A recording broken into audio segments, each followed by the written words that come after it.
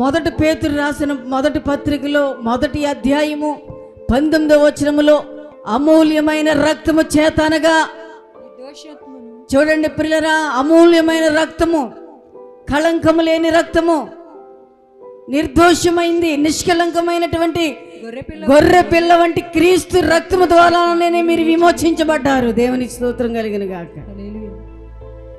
దేవుని వాక్యం చెప్తా ఉందండి, ఎప్పుడు విమోచన? క్రీస్తు రక్తములో కడగబడితేనే.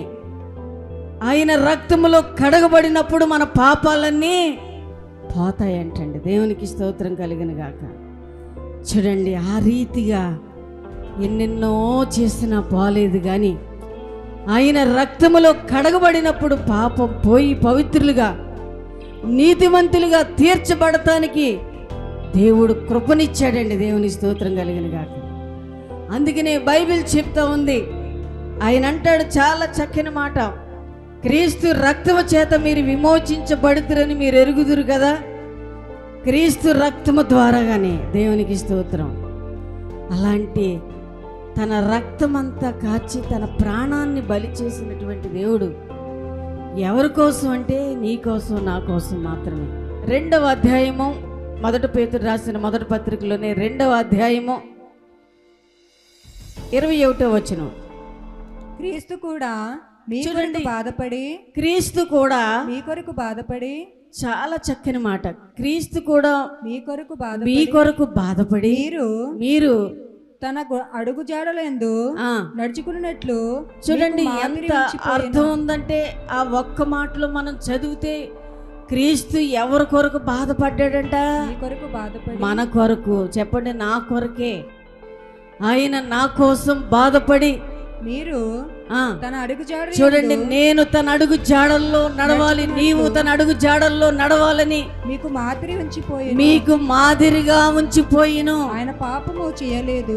చూడండి, ఆయన పాపము చేయలేదు. ఆయన నోట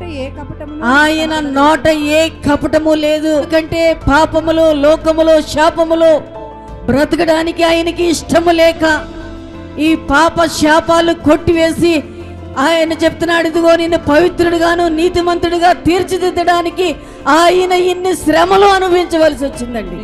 దేవునికి స్తోత్రం కలుగును గాక. అందుకని ఆయన చెప్తున్నాడు, అమూల్యమైన రక్తము ద్వారా నీవు పవిత్రుడిగా మార్చబడతావు. ఆయన రక్తములో కడగబడితేనే కానీ విమోచన లేదు.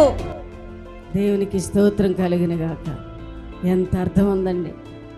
దేవుడు వాగ్దానం చేసిన తండ్రి ఆయన రక్తము అనగా, చూడండి, దేవుని వాక్యం చెప్తుంది, ఆయన రక్తములో ఏమి లేదు అంటే పాపము లేదు అండి, దోషము లేని రక్తము. ప్రియ సహోదరి, ఆయనలో కపటము లేని రక్తము.